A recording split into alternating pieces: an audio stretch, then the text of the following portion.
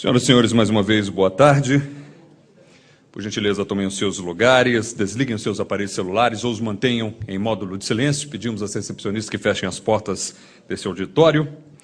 Passamos, então, ao quinto painel do Seminário Infrações e Sanções nos Serviços Públicos Regulados. O tema deste painel é o Instituto da Reformatio Impejus nos recursos administrativos perante as agências reguladoras e suas consequências.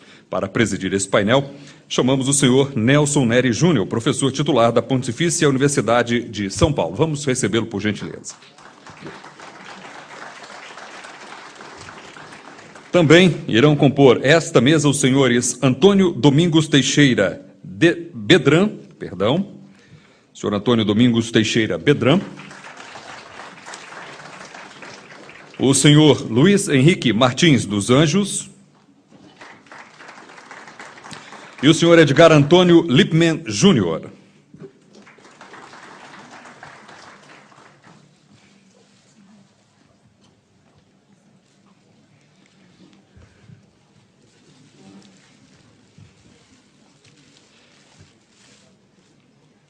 Com a palavra, o presidente da mesa, o senhor Nelson Neri Júnior.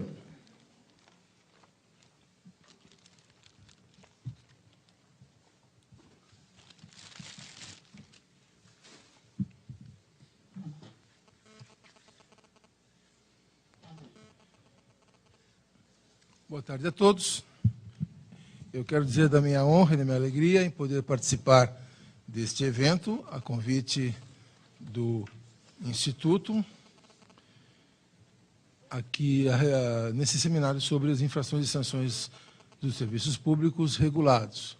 Então, nós, antes de iniciarmos, eu queria dizer que os senhores podem fazer as questões já por escrito, que as recepcionistas estão por todo o auditório, colhendo as perguntas que quiserem ser feitas aos painelistas desta tarde, né?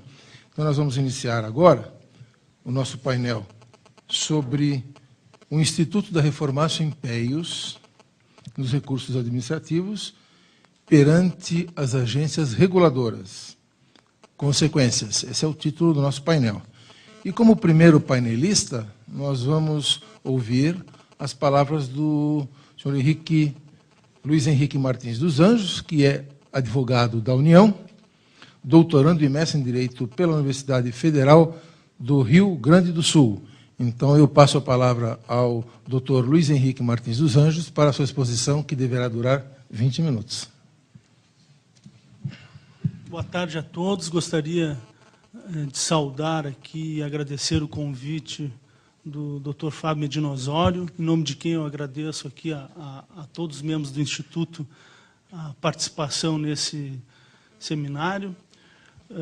Colegas de mesa, diante do horário, vou procurar ser o mais objetivo possível nesse tema, bastante já facilitado por exposições amplas desde o dia de ontem, e cumpre, então, aqui destacar que esse tema da Reformatio Impejus, ele está inserido, então, nesse contexto de releitura, de reexame dos institutos do direito administrativo, especialmente o sancionador, no contexto do Estado de Direito Democrático que nós nos inserimos. E, nesse viés, sempre é bom lembrar a própria origem do direito administrativo, como um direito que vem nascer na construção do Estado de Direito. O direito administrativo como um ramo do pensamento jurídico que vem limitar a ação do Estado, trazendo a ele para o domínio da legalidade, e especialmente agora falando no Estado Democrático de Direito, essa legalidade ampliada, e especialmente no tema que nos toca, chamar a atenção, né, do contexto do princípio da segurança jurídica, que se insere esse bloco de legalidade. A nossa Constituição de 88 justamente vem instituir no nosso Estado brasileiro essa noção do Estado de Direito Democrático, e lá no artigo 5º, já no próprio caput, refere, dentre outros princípios, ao princípio da segurança. Está lá, muitas vezes esquecido no caput do artigo 5º, a referência ao princípio da segurança. E desdobra-se em vários incisos o artigo 5º da nossa Constituição, e que tem relação com essa noção de segurança, evidentemente, o clássico inciso 36 da garantia, né, da coisa julgada, do direito adquirido, da retroatividade da lei para prejudicar o ato jurídico perfeito. Mas, para além desta leitura, nós temos no inciso 54 e 55 a referência dupla, né, ao devido processo legal. No inciso 54, essa referência ampla do devido processo legal, como uma cláusula geral, referindo ao devido processo legal como garantia a todos os litigantes, sejam judicial ou administrativo. E no inciso 55 da nossa Constituição Federal, no artigo 5º, né, a referência à garantia do processo, aos litigantes do processo administrativo ou judicial, do contraditório e da ampla defesa, com os recursos inerentes a esta ampla defesa. Essa é a expressão, né, a ela inerentes, recursos a ela inerentes à ampla defesa. E essa expressão, então, trata, né, de forma conjunta esse princípio e esse direito fundamental aos litigantes no processo administrativo e processo judicial. Então fica a pergunta, a partir da constituição de um Estado de Direito Democrático, com esses princípios, com essa bagagem principiológica diferenciada, né, que já foi abordada aqui em painéis anteriores, né, o que justificaria que um recurso que é inerente à ampla defesa no processo judicial não pode ter reformatio impejus, e esse mesmo recurso inerente à ampla defesa no processo administrativo, é possível ter essa reformatio? O que justificaria ser isso? O que balizaria isso? O que estaria, né, no outro lado da balança, que para o processo administrativo, seria admissível esse tipo de recurso com essa natureza, que não é admissível no processo judicial. E a doutrina aponta, e alguns precedentes judiciais também apontam, mesmo posterior à Constituição de 88, que a busca da verdade material do processo administrativo, a função fiscalizadora do poder hierárquico, de controle do poder hierárquico, que justificaria essa possibilidade em nome da busca dessa verdade material e da legalidade estrita que estaria vinculada à administração. Toda essa, digamos, abordagem idêntica à que se fez desde o início da construção do Estado de Direito, portanto, uma noção, né, que não é uma construção adequada à principiologia que nós temos de um Estado de Direito democrático. Vejam, a verdade material também existe como princípio no processo penal, e nem por isso é aceito lá a reforma em prejuízo do recorrente. O poder hierárquico, que o poder de fiscalização, de controle da administração não se esgota na necessidade de um agravamento de uma punição numa instância recursal. Então, me parece que a reforma em prejuízo do recorrente em processo sancionador, né, ela já está afastada e banida do ordenamento quando a própria lei geral do processo administrativo prevê no artigo 64 algo que pode ser considerado uma reforma em prejuízo, mas com as garantias da ampla defesa ali estabelecidos. E isso falando de um processo administrativo em geral, não estamos falando aqui especificamente do processo sancionador. Lá é previsto, né, e aceito por decisões judiciais que a autoridade administrativa em grau recursal, identificando uma situação fática, uma circunstância ou uma impropriedade na aplicação de alguma impropriedade de alguma decisão, venha a facultar ao recorrente manifestação sobre essa peculiaridade nova que essa autoridade identifica, permitindo assim, então, que com esta oitiva, com essa manifestação, ele possa vir a agravar a situação do recorrente nessa decisão em segunda instância.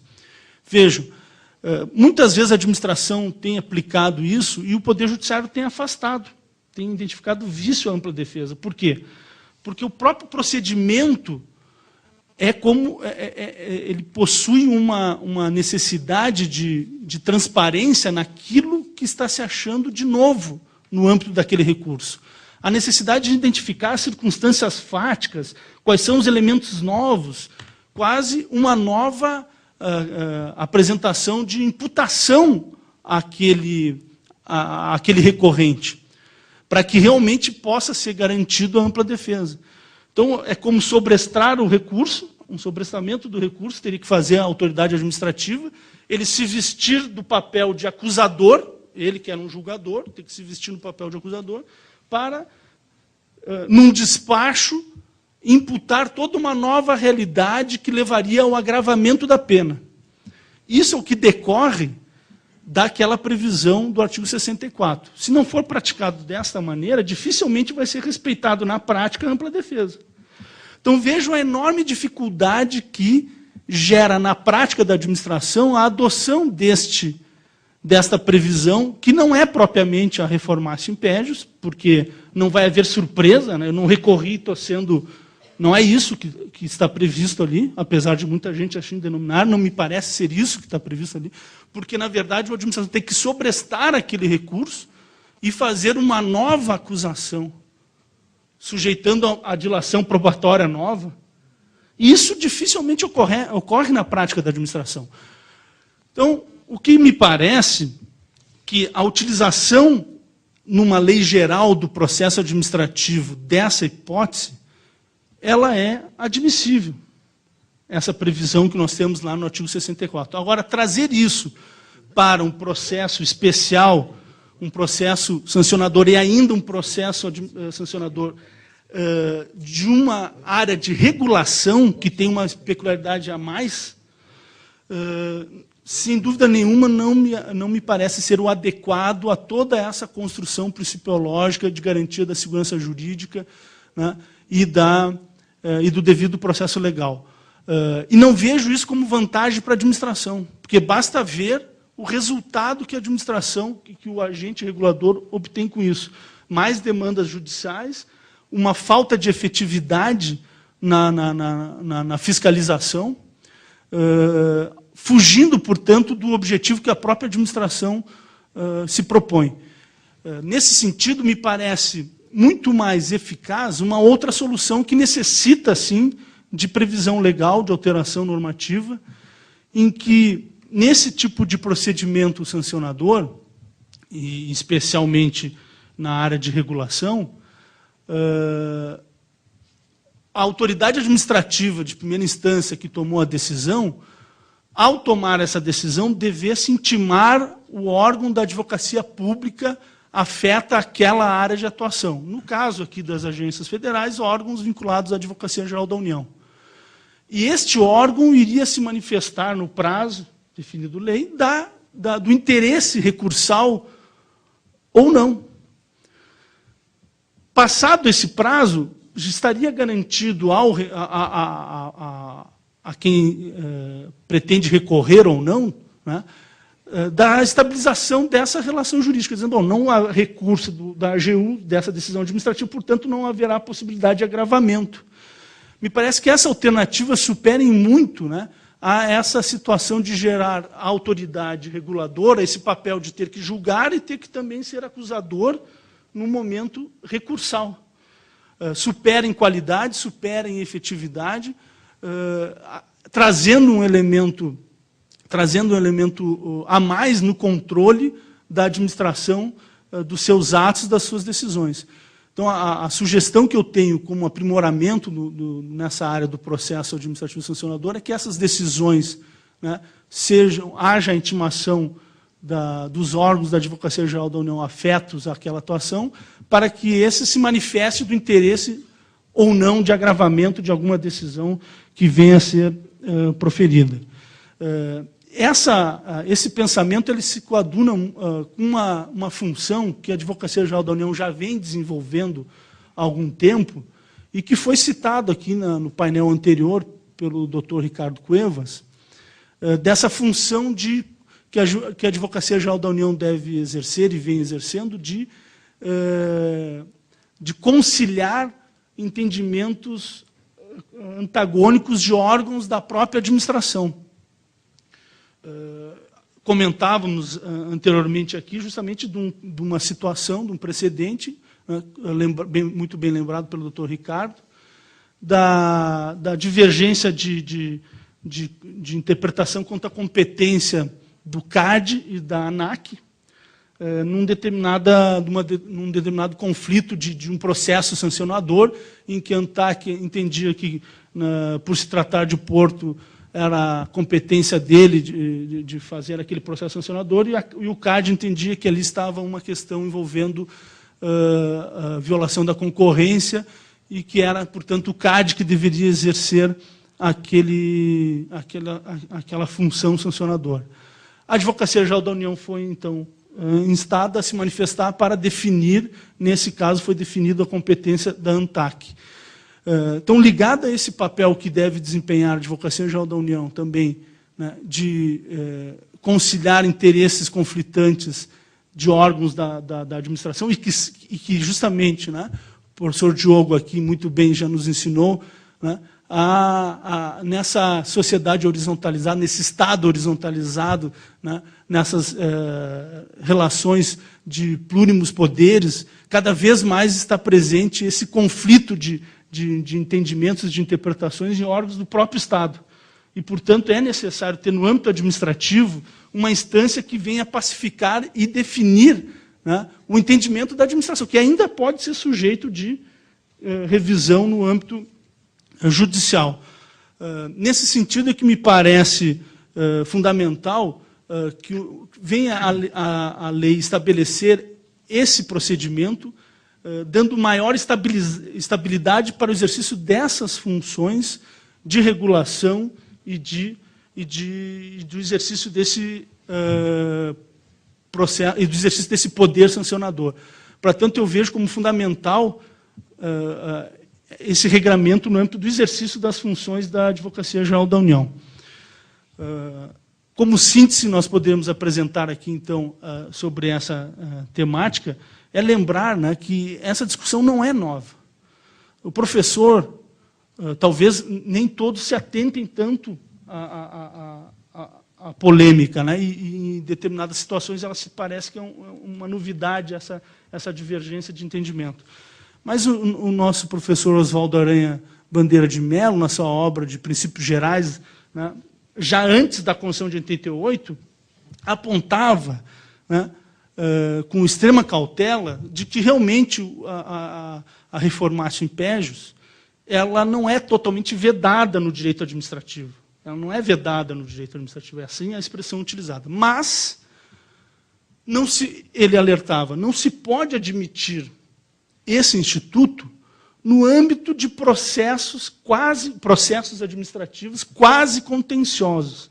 Essa expressão usada pelo professor na época ainda, né?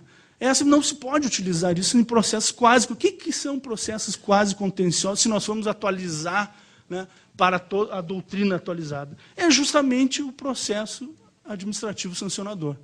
Então, com essas conclusões, fico à disposição para o debate e acredito que colaborei aqui para que ninguém perca o voo hoje. Muito obrigado.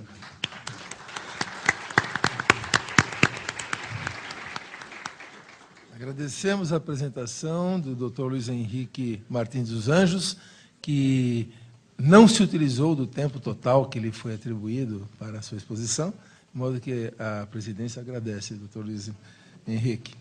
E agora nós vamos passar a palavra imediatamente ao Dr. Edgar Antônio Lippmann Júnior, que é desembargador federal do Tribunal Regional Federal da 4ª Região, com sede em Porto Alegre, e que nos falará também por 20 minutos a respeito do mesmo tema. Com a palavra, então, o Dr. Edgar Lippmann. Meu especial afeto a todos os ilustres participantes.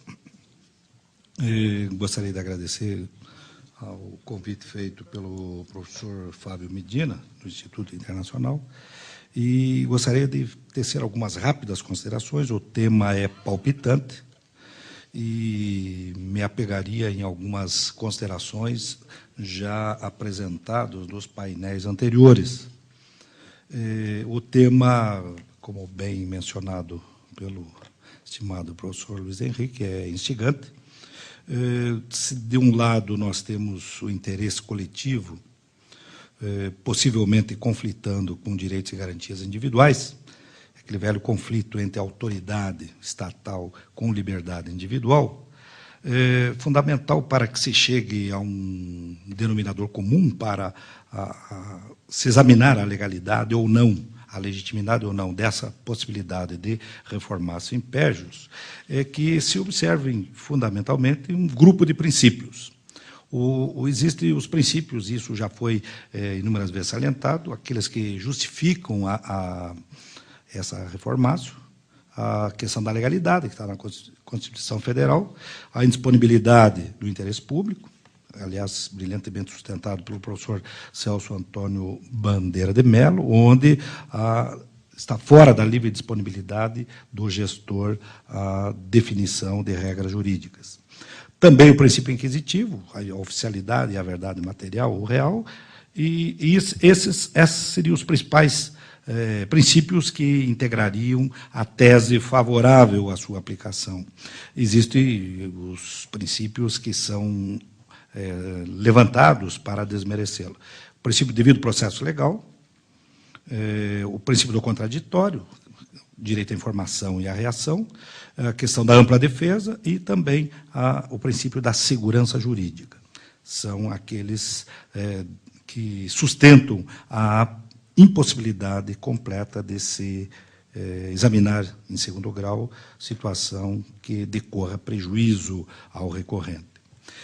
Examinando a doutrina, eu consegui agrupar rapidamente alguns autores nacionais e internacionais que examinam essa questão. Favoravelmente, o professor Eli Lopes Meirelles tem estudo nesse sentido, o professor Carlos Ari Sanfeld, e entendem, com base na corrente majoritária do direito comparado, aqui amparado no professor Gonzales Pérez, Madrid, Eduardo Garcia Enterria, Augusto Gordilho, no sentido de vedarem peremptoriamente a possibilidade da utilização dessa reformácio impérios. Ocorre que os autores mais atualizados dessa questão do direito administrativo, ora entendem possível a possibilidade dessa reforma, mas com restrições. E aí eu cito o professor Romeu Felipe Bacelares, professor Sérgio Ferraz, Adilson Dallaria, Cássio Scarpinella, Lúcia do Vale Figueiredo. Todavia, uma peculiaridade que desse contraste entre essas duas correntes me parece pertinente se utilizar. Precisamos examinar, acima de tudo, o conteúdo do ato administrativo que se está a ponderar neste procedimento administrativo. Desculpe. O professor Eli Lopes Meirelles, e aí me parece fácil até de se chegar a uma conclusão, ele elenca que existem algumas modalidades de atos administrativos que estariam fora de qualquer cogitação, porque não tem cunho decisório. Seriam os processos de expediente e processos de gestão. Nesses, se exclui toda e qualquer possibilidade de se reconhecer, até porque não há cunho decisório. Nós temos outras modalidades de atos administrativos complexos, por exemplo, outorga, restrição de direito e controle. Esse sim, porque tem potencialidade de causar possível lesividade aos particulares. É possível, entende essa parte da doutrina, que haja a reformácio impérios. Por exemplo, a questão da outorga. A administração confere direito a particulares, em casos específicos, a licença de edificação, licença ambiental, concursos públicos, etc. E tal. Os atos que envolvem restrição de direitos, qual seja, poder de polícia e assim por diante. Os atos administrativos de controle, qual seja, a execução da atividade fiscalizatória do Estado, prestação de contas, tomada de contas, etc., etc. Nessas três modalidades, a corrente majoritária hoje do direito pátrio entende que é possível aplicando-se o princípio da legalidade. Em outras palavras, a manutenção de ato ilegal, se constatado em segundo grau, pode, sim, ser objeto de consideração, mesmo que o recurso seja formulado pela parte interessada. A doutrina pacífica, em cima da jurisprudência colacionada, exclui completamente qualquer possibilidade da reforma em PEJOS nos procedimentos administrativos sancionatórios. E, me parece, este é o caso que foi solicitado a intervenção, porque estamos a examinar uma regra que se pretende inserir no artigo 15, parágrafo único, do Regulamento de Aplicação de Sanções Administrativas, cujo processo, evidentemente, se insere dentro da modalidade sancionatória. E a regra, isso foi amplamente debatido pelos meus antecessores, se aplica aqui a regra do Código de Processo Penal, o artigo 617 do Código de Processo Penal, até porque vige no direito sancionatório aquela velha máxima, indúbio sempre pro reo ou pro misere. Bem, alguns autores entendem... Não, espera aí, no caso, hoje o direito administrativo evoluiu, onde na relação direta está, ora, a pessoa física, e aí o direito sancionatório vedaria completamente essa reformatio in pejus, ou teríamos, como sujeito passivo deste ato, uma pessoa jurídica, que é o caso, eventualmente, das empresas submetidas a essas agências reguladoras. Todavia, me parece que é uma disseminação que me parece perigosa, na medida em que ou se admite essa violação à garantia individual da segurança jurídica, da ampla defesa, do contraditório, do devido processo legal, para que se possa embutir. E essa rápida explanação que eu fiz tem por fundamento, porque essa regra do artigo 15, parágrafo único, que se pretende inserir no procedimento sancionatório, ele vem da lei geral. Da lei geral é o artigo 64 da 9784, que trata do processo administrativo federal. Então, se embute o gênero para se extrai do gênero a possibilidade de se inserir aqui uma regra particular, e aqui volto a salientar, estamos tipicamente num procedimento administrativo sancionatório. Bem, os senhores poderiam perguntar, não, mas não existe caso concreto onde possa se aplicar essa possível reformatio in pejus? Eu vou trazer um caso lá do Rio Grande do Sul. Houve uma autuação da Companhia Estadual de Energia Elétrica, a CE, contra um cidadão. Houve uma inspeção na sua unidade habitacional e foi constatado que o cidadão tinha violado o lacre. Com isso, essa companhia estadual fez o termo de ocorrência de irregularidade e impôs uma penalidade com base no artigo 72, inciso 4º, a linha B da resolução ANEEL, cujo importe chegou a R$ 513, isso na época. Bem, dessa decisão, o consumidor apresentou um recurso, uma reclamação perante a agência estadual lá do nosso Rio Grande do Sul, alegando que havia desproporcionalidade nessa cobrança. Bem, examinando o recurso, a agência acolheu em parte a insurgência e excluiu a incidência do custo administrativo adicional, que é de 30%, que foi imposto. Então, excluiu essa parte. Deste tópico desfavorável, a agência, portanto, manteve a parte com relação à autuação pelo lacre e, todavia, excluiu esse adicional do custo administrativo. Bem, quanto a essa parte que ele foi desfavorável, a agência estadual recorreu à Agência Nacional de Energia Elétrica. E, examinando o recurso administrativo, reconheceu-se que a situação denunciada naqueles autos não se enquadrava nos termos do artigo 72, inciso 1 e 3 da resolução da Anatel.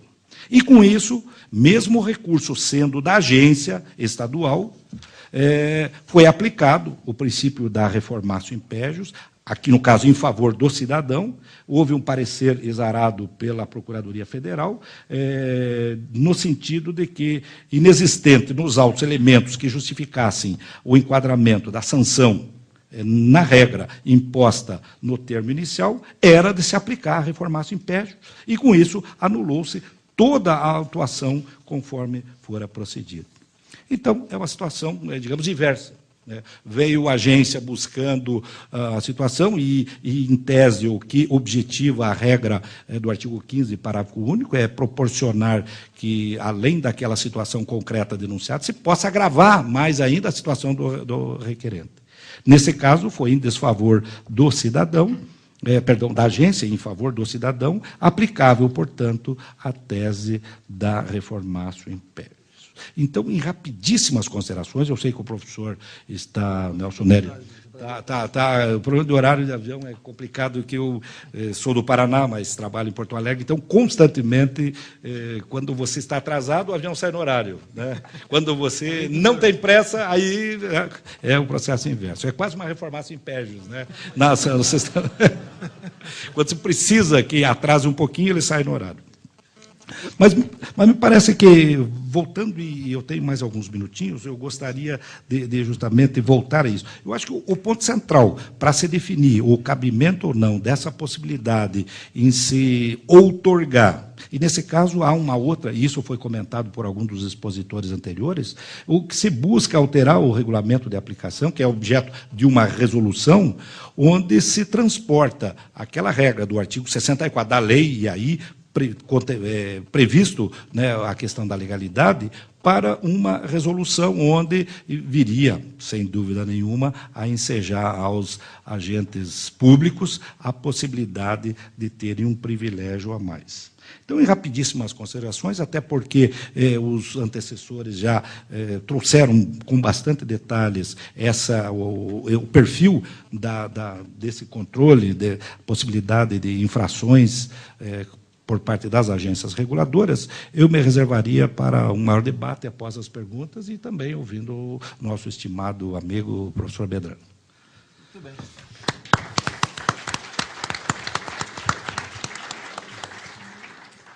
Então, nós agradecemos a exposição feita com muita precisão, com riqueza de detalhes, pelo desembargador federal Edgar Antônio Lippmann Júnior. E agora nós vamos passar a palavra ao doutor Antônio Domingos Teixeira Bedran, que é conselheiro da Anatel e mestrando em Direito Administrativo pela Fundação Dom Cabral, que também terá 20 minutos para a sua exposição. Doutor Bedran, por favor, com a palavra.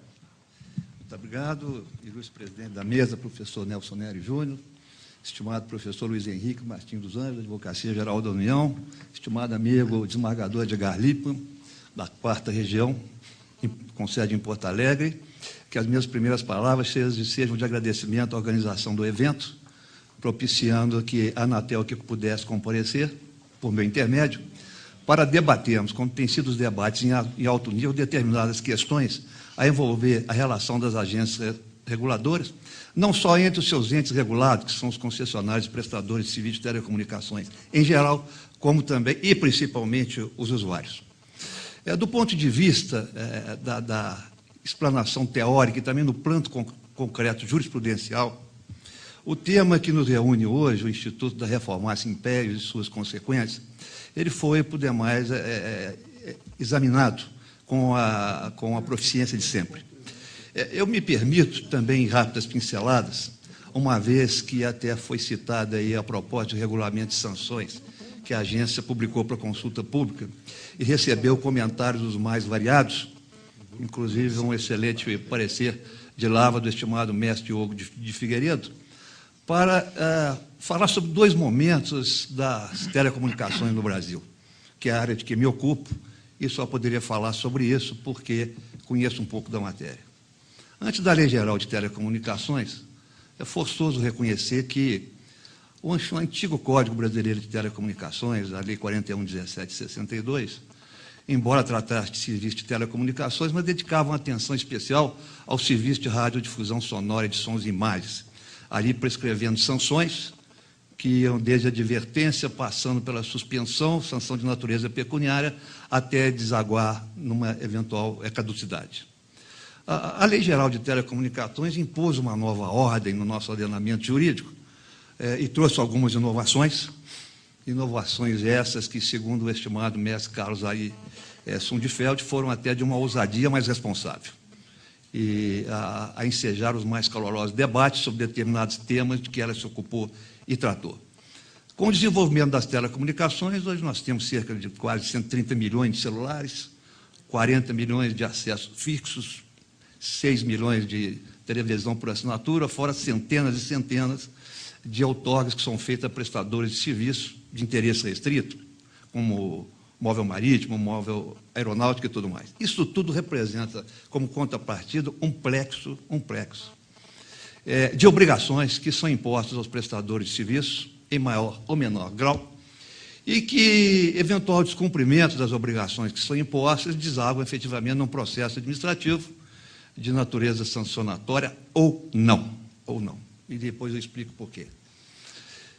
Quando a Procuradoria-Geral da Agência, que eu tive o prazer de ser Procurador-Geral, lançou as bases para um debate sobre o Instituto da Reformácia Impérios, que eu me permito tratar como agravamento da sanção, seguindo o parágrafo 1 do artigo 64 da Lei 9784 de 99, a Lei do Processo Administrativo, causou-me preocupação, porque até então eu estava com os olhos postos muito mais na processualística civil e penal, e no processo administrativo disciplinar também, do que em sede de poder sancionatório administrativo, que era de que cuida o nosso processo interno. Mas, aos poucos, eu fui me convencendo dessa possibilidade, mas também com os olhos postos na Constituição, desde que levado em conta as garantias constitucionais, do devido processo legal, da ampla defesa, e também examinando alguns outros princípios que são imanentes à nossa atividade regulatória, razoabilidade e proporcionalidade. Poucos processos, evidentemente, desafiaram que a gente pudesse fazer com que o agravamento da sanção pudesse incidir sobre determinada prestação de serviço, sobre determinado prestador de serviço de telecomunicações. Foram casos raros. E quais foram os fundamentos que levaram o Conselho Diretor da agência a assim proceder, ainda na minha época como Procurador-Geral, e o Conselho respaldado por um parecer nosso? Foi que a verdade material aflorava evidentemente. Igualmente, o interesse público estaria presente. E o Conselho Diretor chegou a perceber que, em alguns casos, havia até enquadramento indevido da infração, ora tipificada como de natureza leve, e o Conselho entendia que era de natureza média, ora tipificada como de natureza média, e o Conselho entendia como de natureza grave. Em razão disso, e assim decidindo, não é o Conselho que aplica a sanção, o procedimento adotado na agência é a devolução do processo à área competente para que, em processo apenso, notifique o prestador de serviço para, querendo, no prazo de 10 dias, produzir alegações finais e ainda querendo requerer as provas que lhe parecessem pertinentes, né, estipulando a sua finalidade ou especificando a sua finalidade. Esse tem sido o procedimento adotado na Anatel para aplicação de forma parcimoniosa do agravamento da sanção. De outro lado, convém lembrar também, e quando eu disse que eu me referia que o processo poderia ser sancionatório ou não, que há carradas de decisões da agência no sentido inverso, se podemos dizer, da reformar-se em mérito, reformar para melhor, que é convertendo a sanção de pecuniária em advertência, outras vezes, embora lançada a advertência pela área condutora da regular instrução do processo, decidindo pelo seu arquivamento. Esse tem sido o procedimento. E eu já sabia, nós sabíamos, que essa questão já vem de algum tempo sendo debatida na doutrina e na jurisprudência, e por conta de lançarmos a consulta pública, uma nova proposta de regulamento de sanções, de que eu sou o relator, mas eu tenho algumas preocupações, eu próprio tenho essas preocupações, e vou lançá-las quando no momento próprio, até fruto das contribuições que nos foram ofertadas, de exteriorizar o meu pensamento e acolhendo até mesmo algumas das propostas que visam enriquecer o nosso regulamento de sanções, malgrado efetivamente a posição de ilustres pensadores do direito brasileiro, de que a agência não teria competência para baixar o seu regulamento de sanções. Nós temos assistido debates também em torno do chamado poder sancionatório e até do poder regulador que se nos imputam. A Lei Geral de Telecomunicações cuidou, e usando a palavra aqui do ilustre professor espanhol, de dar essa potestade sancionatória à Anatel, foi a expressão que ele aqui usou, até porque o direito sancionatório administrativo, muito embora possa guardar uma correlação com o direito penal, mas a questão da tipificação, segundo autores, até alguma jurisprudência, não é tão incisiva quanto é necessário e imprescindível no processo penal. Há uma boa margem de discricionariedade ao administrador da coisa pública, no plano do direito administrativo, para variar o seu poder sancionatório, dentro dos limites, evidentemente, da lei, sempre a lei. Então, a Anatel tem, por força de delegação legislativa, de impor sanções, de elaborar os seus regulamentos, sempre com os olhos postos na Constituição e na lei, mas respeitadas as opiniões que divergem desse meu pensamento. Bom, em linhas gerais, o Instituto da Reformácia Império, que eu repito, eu prefiro falar do agravamento, ele tem sido utilizado de forma parcimoniosa. E quando o ilustre professor Luiz Henrique Martins falou da participação da Advocacia Geral da União para dirimir conflitos entre os órgãos da administração, antes que a matéria vá ao Poder Judiciário, eu concordo, porque tem agora a Câmara de Mediação, de arbitragem, isso é isso. E alguém pode falar, não, Bedrão, o que aconteceu foi o seguinte, você está esquecendo que houve uma desestatização, e são agora empresas genuinamente privadas, que prestam, executam serviço de telecomunicações? Sim, mas a minha modesta vida, essas empresas, muito embora privadas, elas não se despiram da condição de agente delegado do poder público. Tá? Até para efeito de responsabilização objetiva, a que alude o parágrafo 6º do artigo 37 da Constituição. Eu tenho esse pensamento, que eu já vi até exposto em decisões dos tribunais, e permeado de doutrina. Pois bem, o agravamento da sanção em sede de direito administrativo, e particularmente no proceder da agência reguladora, ele respeita, não procura respeitar, não, respeita a garantia do devido processo legal, da ampla defesa, os princípios da racionalidade, os princípios da proporcionalidade, a fim de que não haja frustração ou exercício desse direito, e não se prive o particular de, em alegações finais, tentar demonstrar o equívoco da decisão recorrida ou da decisão atacada. Isso tem sido feito até porque a Procuradoria-Geral em exercício da Anatel hoje é composta exclusivamente de procuradores, muito embora tenha uma assessoria técnica especializada, que diz ao pessoal que não é procurador, mas é especialista em regulação de telecomunicações, que tem contribuído para o aperfeiçoamento do exercício dos procuradores, mas, acima de tudo, todos são unânimes em afirmar que o Instituto do Agravamento da Reformácia Império, como queiram nominar, é perfeitamente possível de ser manejado com os contornos e as providências acautelatórias que a matéria requer. Como os meus antecessores já examinaram a matéria a mais não poder, me restaria fazer algumas considerações sobre esse poder sancionatório, imanente à atividade reguladora das agências, especialmente a Agência Nacional de Telecomunicações, e me coloco à disposição para qualquer pergunta que do debate. Muito obrigado pela atenção.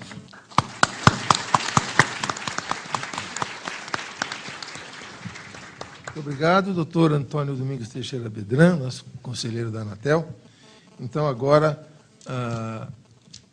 chegaram aqui às nossas mãos duas questões que se destinam a todos os membros da mesa, inclusive o presidente, tem até um adendo aqui. Né? Então, eu estou sendo incluído aqui também por um dos participantes. Esse consorte é necessário. Esse consorte é necessário, né? O desembargador Lippmann. Mas a primeira pergunta é a seguinte, pergunta a todos os integrantes da mesa, inclusive o presidente, o seguinte: alguns autores defendem a tese de que a Lei 9784/99, que é a Lei do Processo Administrativo Geral, Federal, admite a reformácio in peius. Mas a correta interpretação do dispositivo não é no sentido de que, havendo recurso de ofício, e somente nesta hipótese, o administrado deve ser comunicado do risco de ser agravada a sua situação, excluída a reformácio? Ou seja, a pergunta, então, é no sentido de que só na questão de recurso ex officio é que o administrado deveria ser intimado para se manifestar a respeito do risco do agravamento. Então, na verdade, é uma pergunta meio afirmação, né? Então, eu passaria a palavra ao primeiro dos nossos expositores, o doutor Luiz Henrique, para que ele pudesse fazer as suas considerações. Vejo, realmente a doutrina costuma identificar nesse dispositivo o Instituto da Reformatio Impejus, com a garantia de ampla defesa, né? Então, não é propriamente a Reformatio Impejus, porque se há garantia de ampla defesa, não pode ser em sede apenas daquele recurso movida pela parte, né, pelo interessado, a possibilidade de agravamento da sua situação. Algum procedimento a mais deve ser adotado, ou em sede de recurso de ofício, ou em sede desse procedimento, como até foi relatado aqui pela Anatel, de uma nova definição da imputação que está se tendo para agravar aquela situação que foi recorrida. Então, não é propriamente no próprio recurso, mas o prazo daquele recurso, a interposição daquele recurso, ensejou a essa iniciativa da administração. O que eu volto a insistir, que em vários processos, como foram já citados na doutrina aqui pelo desembargador Lippmann, há a possibilidade, tranquilamente, de se fazer a utilização desse mecanismo, e a dúvida que persiste é da qualificação para a própria função da administração, da utilização desse procedimento em sede de um processo administrativo sancionador em sede de regulação. Me parece que essa não é a melhor alternativa para a eficiência da administração, não é a melhor alternativa para se encontrar o devido objetivo, né, de um processo sancionatório dentro do Estado de Direito Democrático. Por isso que eu volto a insistir, sendo mais objetivo, né? Esse dispositivo, há quem defenda que só mediante a reforma de ofício, não me parece ser isso que está restrito na previsão legal. A dúvida que persiste é que se essa lei geral é aplicável a uma especificidade desse processo sancionatório.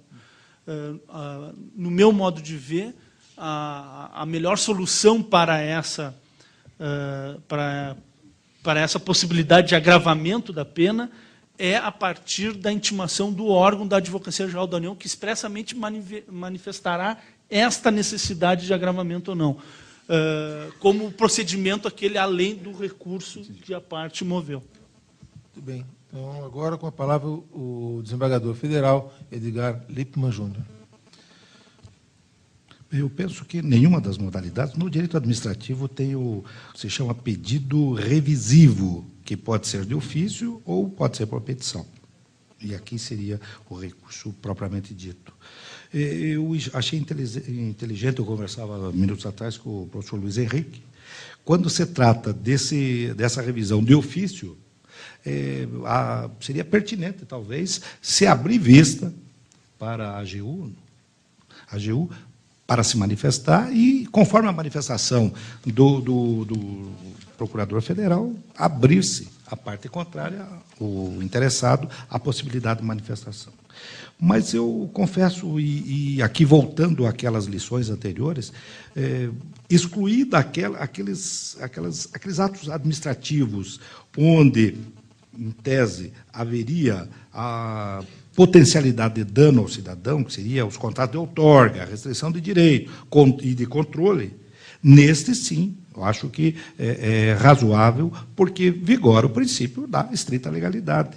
O gestor público não pode dispor de bens ou interesses, mesmo que haja a possibilidade de, nesta revisão, assim constatar, e por isso cabível. Mas quando se trata em procedimento administrativo de cunho eminentemente sancionatório, eu volto a salientar, eu me alinho à posição tranquila da doutrina nacional e remansosa internacional, no sentido que não se pode agravar a situação do recorrente, evidentemente, excluída aquela hipótese mencionada naquele precedente lá do Rio Grande do Sul, que ali a agência recorreu, né, e, além de não ganhar, foi anulado foi toda a autuação, todo o procedimento, o termo de ocorrência e irregularidade que levou à imposição de uma cobrança de valores em atraso, ali em favor, aí em dúbio, a máxima do processo penal, em dúbio pro réu.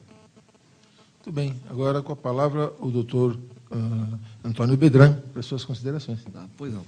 Com relação à pergunta que foi formulada sobre o recurso de ofício, lá na agência nós ainda não temos essa figura, de modo que eu não poderia responder especificamente, mas faço coro com o professor Luiz Henrique Martins, de que a regra do parágrafo 1 do artigo 64 da Lei do Processo Administrativo não faz distinção.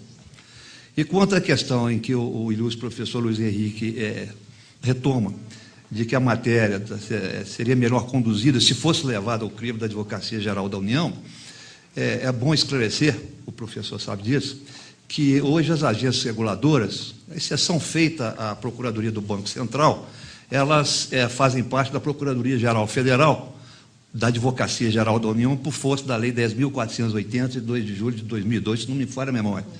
Né? E, portanto, é um órgão da AGU em exercício na Anatel. Então, há uma particularidade nesse sentido nas agências reguladoras, né? Estou falando do caso da Anatel aqui, de que existe esse órgão, mas nada impediria, se fosse o caso, uma conversa na Advocacia Geral da União para tentar, talvez, uma mediação em torno dessas questões que pudessem desaguar na aplicação do agravamento da sanção. Muito bem. Então, antes de passarmos à segunda pergunta, eu vou passar a terceira pergunta, porque ela tem ligação com essa primeira aqui, e foi dirigida ao desembargador Edgar Lippmann, que é a seguinte: no exemplo dado pelo senhor, provavelmente o consumidor utilizou a terceira instância administrativa ao recorrer à agência da decisão desfavorável prolatada pela... aliás, para recorrer, eu acho que é ao Tribunal Superior, não, a Autoridade Superior? ANEL, para a decisão desfavorável prolatada pela Agência Estadual do Rio Grande do Sul. É isso, desembargador? Perfeito. No caso, então, rememorando, o cidadão que teve essa ocorrência registrada e comprovado a violação do LAC, contra si foi instaurado o procedimento administrativo e imposta o dever de ressarcir a agência a R$ 513, a CE, perdão, Companhia de Energia Elétrica do Rio Grande do Sul. Esse recurso, veja, foi interposto pela CE à agência estadual. Uma vez a agência manteve a decisão na íntegra, e dessa decisão, na forma da resolução 456 foi para a Agência Nacional de Energia Elétrica. Esclarecido? Esclarecido. Então, agora, bom, me pediram a minha opinião sobre isso também. Eu acho que esse Instituto da Reforma Impérios, ele o artigo 64 da Lei do Processo Administrativo Federal, não é, a lei geral. Primeiro, que nós temos que verificar o seguinte: existe um dispositivo, uma norma de encerramento na Lei 9784, que diz aplicar-se o teor da Lei 9784 a situações que não estejam regulamentadas por dispositivo legal especial. Não é? Então, se tiver um processo administrativo específico sobre determinada situação, não se aplicariam os dispositivos da lei geral, a menos nos dispositivos específicos, salvo os dispositivos principiológicos. Eles são aplicáveis a todo e qualquer processo administrativo, mesmo regulado por lei especial. Então, aqui, eu gostaria de fazer uma consideração de natureza, digamos, sistemática, porque acho que o artigo 2º da Lei 9784, que trata dos princípios do processo administrativo, que nada mais são do que repetições dos dispositivos constitucionais, normalmente do artigo 5º das garantias fundamentais, com o artigo 64. Nós temos que compatibilizar o artigo 2º, que trata dos princípios da ampla defesa, da impessoalidade, da do contraditório, do devido processo legal, com o dispositivo do artigo 64. Então, acho que digamos, a técnica seria fazer uma interpretação do artigo 64 da Lei do Processo Administrativo conforme a Constituição. Interpretação conforme. Porque se nós interpretarmos literalmente sempre no mesmo sentido, nós incorreríamos numa inconstitucionalidade flagrante, eu acho, do artigo 64 da Lei 9784. Então, acho que a interpretação conforme, a mesa parece que está chegando a um consenso, pelo que eu tenho sentido, e o desembargador Lippmann fez essa afirmação, que no processo sancionatório, que é o objeto da do nosso painel, não é? No processo sancionatório seria praticamente inviável a aplicação do Instituto da Reforma Simpeios nos recursos, não é, do processo administrativo. E acho que essa disposição parece encontrar eco dentro do sistema do direito constitucional brasileiro. A segunda questão, ela é um pouco mais polêmica. É a seguinte, vou ler como foi proposta para a mesa, a todos nós. A quinta súmula vinculante, evidentemente, o participante do Congresso se refere à súmula vinculante do Supremo Tribunal Federal, que foi editada, foi as 3 últimas editadas há poucos dias, né? Então, a quinta súmula vinculante diz que não nulifica o processo administrativo disciplinar a falta de defesa técnica. Isso é o que diz a súmula. 1. A hipótese poderia ser eventualmente estendida ao devido processo legal sancionador? 2. Nesse caso, não se estará flagrantemente ferindo princípios constitucionais do contraditório e da ampla defesa, entre outros? Então, essa é a pergunta, e eu passo a palavra imediatamente ao Dr. Luiz Henrique Martins dos Anjos para fazer suas considerações. Bem, parece que a súmula não está estabelecendo que não se oportunizou a defesa técnica, né? Não é nesse sentido. Então, a oportunidade da defesa técnica foi dada e não foi utilizada pelo servidor. Isso é uma prática que estava sendo utilizada em total violação do interesse público, do bom funcionamento da administração.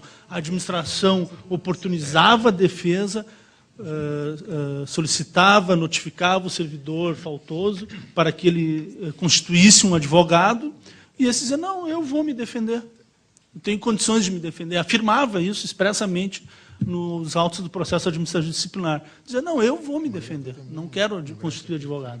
Aí, ao final, alegava que foi violada a ampla defesa porque não houve a presença de um advogado. Então, a administração teria que arcar com o ônus de ainda pagar um advogado para atuar contra a vontade do servidor, do indiciado no processo administrativo. Então, digamos assim, esse é o elemento fático que tem por trás dessa súmula e que é muito específico, né, dessa realidade em que é dada a oportunidade ao servidor, né, que está sendo indiciado no processo administrativo disciplinar, de ele constituir um advogado, ele não o constitui e depois quer utilizar aí numa verdadeira má-fé e abuso do direito, no meu modo de ver, né, dos princípios garantistas que o Estado Democrático de Direito constituiu, que a civilização vem construir, e queira se utilizar, né, uma verdadeira chicana num processo administrativo de aí, lá depois, no término do processo administrativo, dizer, não, agora eu voltei atrás, eu me sinto lesado no meu dia de defesa, porque a administração não pagou um advogado para mim, ou não definiu um advogado ativo. Então, nesses termos, me parece que não há nenhuma violação à ampla defesa e à previsão constitucional essa situação, e no processo sancionador não tem, nas agências pelo menos, né, pode melhor dizer aqui o professor Antônio, o conselheiro Antônio, que as empresas se defendem, constituem, né, a sua defesa técnica, mas caso fosse dada essa oportunidade e não constituísse, me parece que se aplicaria da mesma maneira. Foi dada a oportunidade, a empresa não constituiu a sua defesa técnica, bom, então é o ônus a quem não quis se utilizar da sua arma jurídica, da sua defesa jurídica. Bem, muito obrigado, doutor Luiz Henrique. Agora nós passamos a palavra ao desembargador Edgar Lippmann para suas observações. A pergunta realmente é bastante oportuna e traz em si uma potencialidade de controvérsia bastante acentuada. Há aproximadamente 10 anos atrás, eu escrevi um artigo que foi publicado na revista do Tribunal Regional Estadual do Paraná. Eu era juiz federal em Curitiba e cheguei a compor o Tribunal Regional Eleitoral do Estado do Paraná. E, desde aquela época, já se debatia legislativamente a questão da edição da súmula vinculante. São duas posições plenamente sustentáveis. Aliás, dias atrás eu ouvia a entrevista do ministro Gilmar Ferreira Mendes, do Supremo Tribunal Federal, na TV Justiça, e lá, entre várias indagações, mas, ministro, a súmula é vinculante. Mas o que é vinculante? Para o Poder Judiciário ou para a administração também? Se para o Judiciário, o que significa a expressão vinculante? Aí o senhor ministro, olha, a emenda constitucional 45 é taxativa, que essas decisões têm efeito vinculante dentro do Poder Judiciário. Acaso o tribunal inferior ou juízo de primeiro grau manifeste conclusão contrária a essa súmula, cabe uma reclamação direto ao Supremo Tribunal Federal. É o texto expresso da emenda constitucional. Na hipótese de descumprimento ou desobediência ao teor da súmula, cabe um pedido por parte da parte interessada, diretamente uma reclamação ao Supremo Tribunal. E avançou. E, eventualmente, se a prática for reiterada, eventualmente pode ensejar o magistrado, mais ali fazendo alusão, talvez, a um juiz monocrático, a possibilidade até de uma responsabilidade funcional. Bem, é justificável, evidentemente, que a grande preocupação do Poder Judiciário, e digo isso que estou já há 20 anos, dos quais 10 no Tribunal Regional Federal da 4ª Região, nós temos um volume exagerado de processos que eu sempre fui um crítico do sistema judiciário pátrio e muitas vezes até mal compreendido. Nós julgamos dias atrás, o cidadão agora, foi ontem, anteontem, o cidadão entrou na justiça para que o galo do vizinho não cantasse às 6 horas da manhã, uma coisa assim. Isso, 10 para 6. E aí toda uma cidade entrou em parafuso. Nós julgamos briga de vizinhos, nós julgamos questões que muitas vezes, dias atrás, mandado de segurança, originário no tribunal, onde o cidadão queria levar o seu papagaio. O cidadão morava em Fortaleza, foi morar no Rio Grande do Sul, o papagaio estava velhinho, queria que o papagaio fosse morrer lá em Fortaleza. Aí não conseguia embarcar. Por quê? Ora dependeria da vigilância sanitária, ora dependeria da autorização do IBAMA. E aí, quem que vai resolver? Quem que tem que emitir a ordem para o coitadinho do bicho ser empacotado e despachado para Fortaleza? Então, são coisas dessas. A gente, às vezes, eu digo, olha, tem que trazer esses exemplos para ver que a súmula vinculante, eu confesso, ela, embora ingesse toda a jurisprudência do Pátria, mas tem um efeito benéfico. Obrigar a que possamos monocraticamente resolver. Aqui um problema muito sério, realmente, que os processualistas seguramente vão examinar, porque o Supremo começou agora a produzir essas súmulas de efeito vinculante.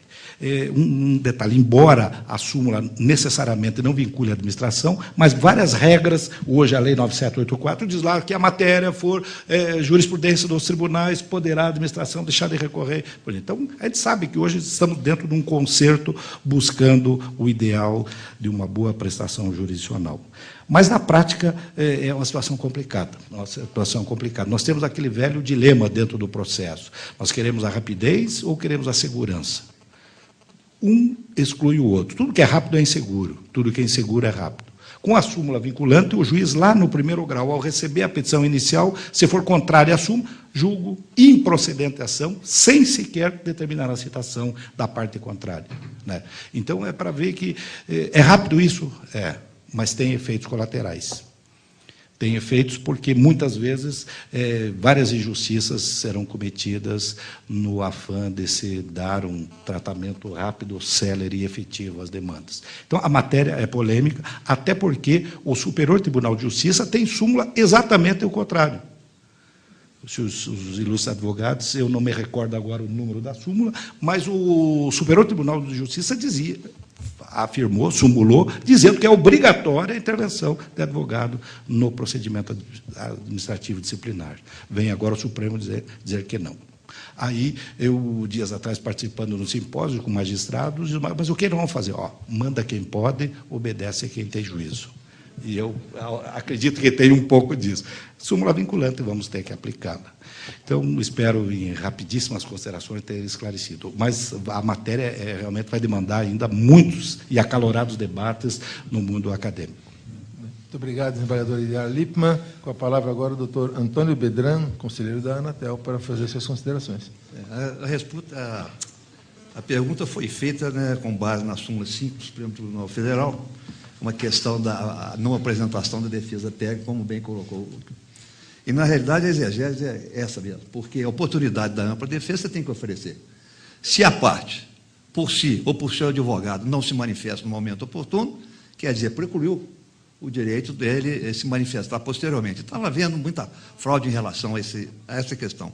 E sobre ainda a questão da súmula, como ventilada aí pelo eminente desembargador Lippmann, recentemente houve uma alteração no Código de Processo Civil em processos a serem julgados pelo Superior Tribunal de Justiça, avigorado no prazo de 90 dias, se não me engano, não li ali como tudo é isso, avigorado no prazo de 90 dias, e que certamente vai simplificar aí muito o trabalho lá no Superior Tribunal de Justiça. Obrigado. Muito bem. Bem, eu, então, falando por último, para encerrar nosso painel, eu tenho uma opinião um pouco diferente daquela que tem sido emitida aqui na mesa a respeito de súmula vinculante. Primeiro, eu acho que súmula vinculante ela não pode acontecer. Infelizmente, a emenda 45 inseriu no nosso sistema a súmula vinculante.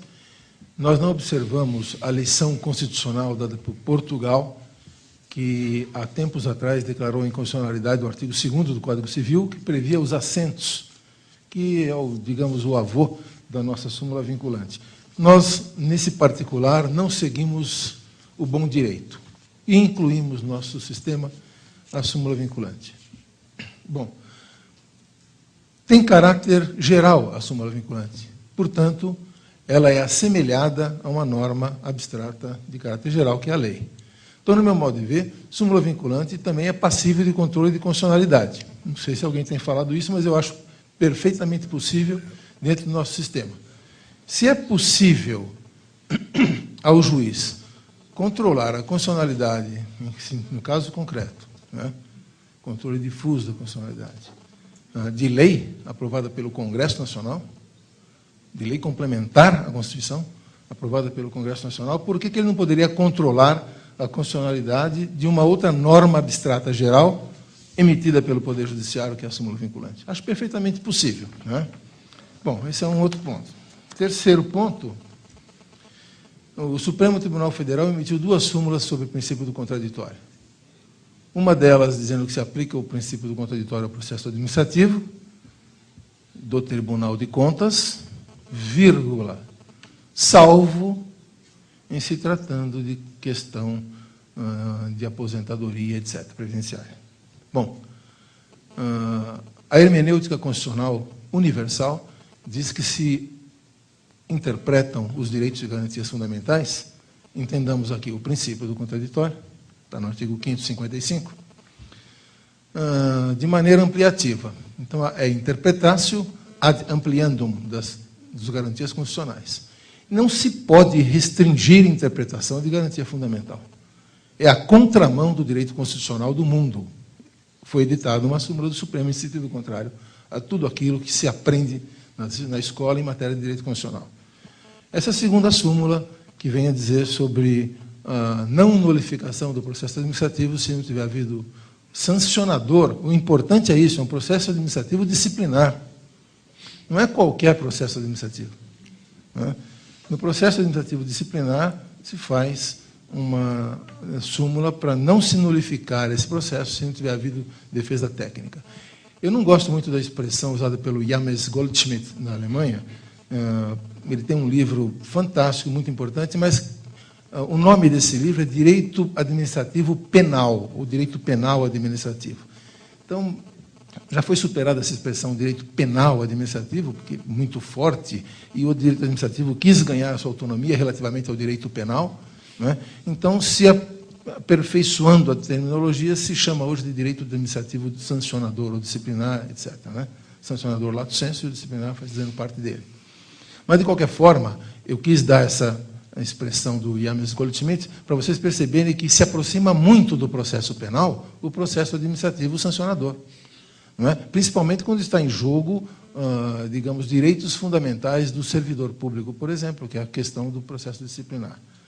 Então, por isso é que, mesmo no processo penal, a questão de dar oportunidade de defesa, ela é relativa, ela não é absoluta. Porque no processo penal, mesmo o réu tendo defesa, advogado constituído, que ele paga honorários para o advogado, se o advogado não estiver fazendo um serviço adequado, diz o Código de Processo Penal que o juiz pode declarar o réu indefeso e nomear-lhe outro advogado. Para vocês terem uma noção da gravidade que é a falta de defesa técnica num processo disciplinar ou um processo, aspas, penal, um processo sancionador. Não é? De modo que eu vejo com muita preocupação essa súmula do Supremo, que parece ter sido casuística. Como temos centenas de processos administrativos paralisados, sobrestados, aguardando um posicionamento do Supremo, então vamos fazer uma súmula aqui para não nulificar, porque isso terá um grande prejuízo para a administração, um caos administrativo, se tivermos que reintegrar funcionários e coisas do gênero, vai causar um grande transtorno na nossa administração pública como um todo.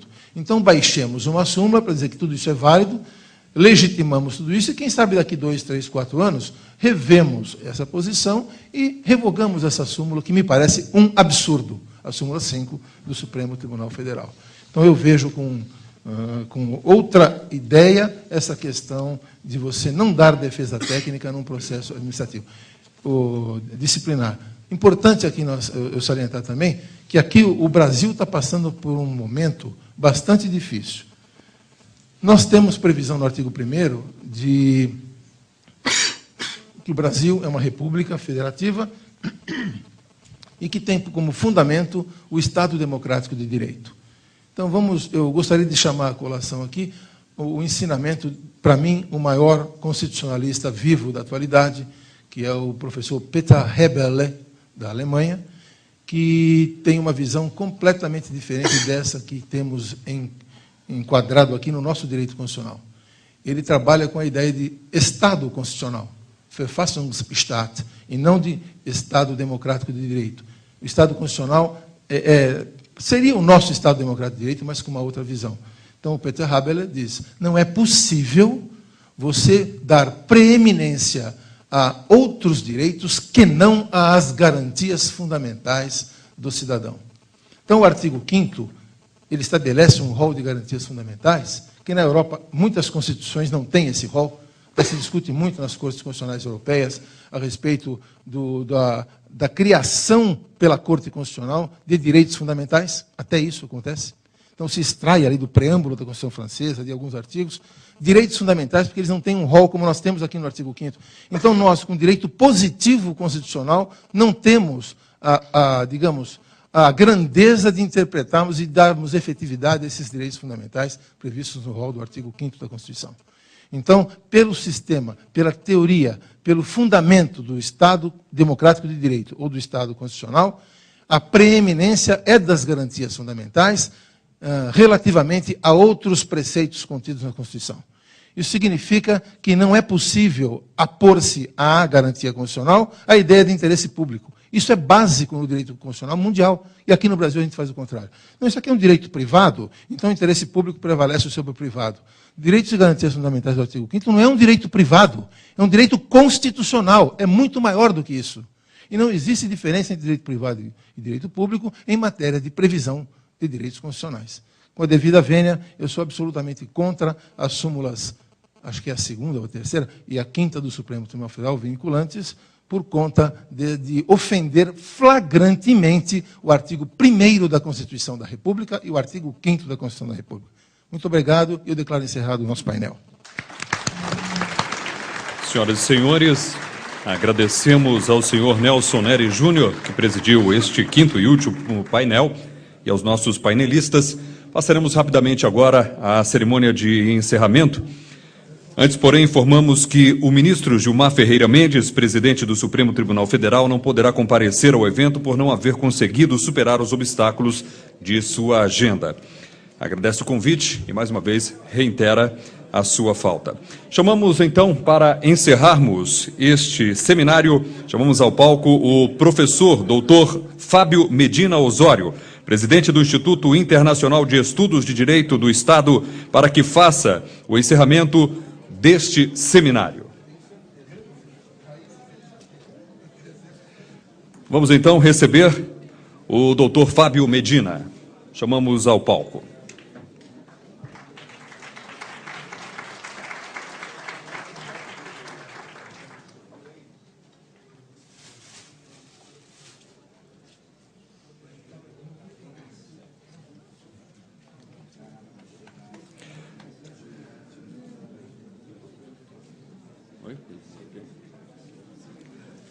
Portanto, passamos a palavra, então, ao professor doutor Fábio Medina, presidente do Instituto Internacional de Estudos de Direito do Estado.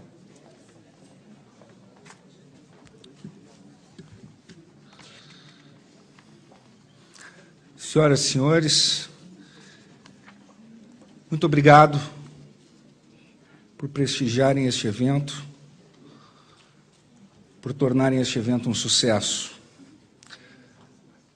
Queremos apenas fazer mais alguns breves registros e alguns agradecimentos adicionais.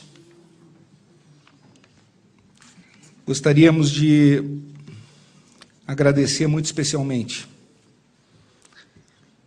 na figura do presidente da Federação Brasileira de Telecomunicações, o senhor Luiz Alberto Garcia,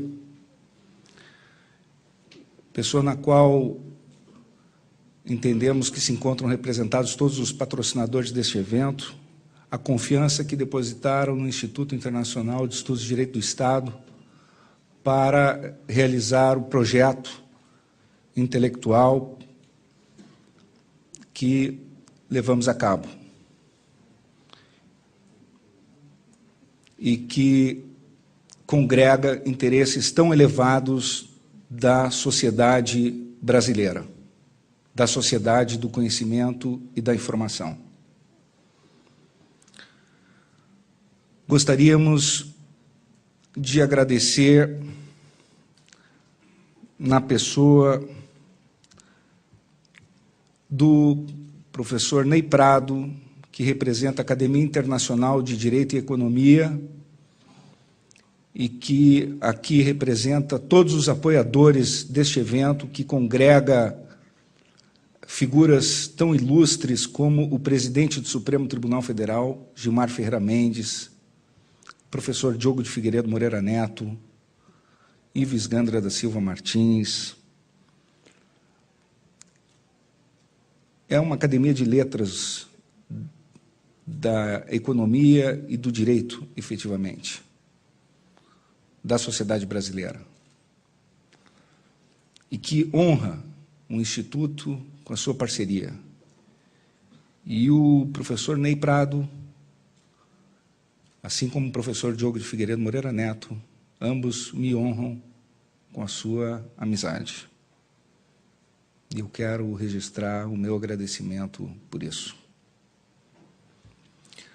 Mas também quero registrar de público o agradecimento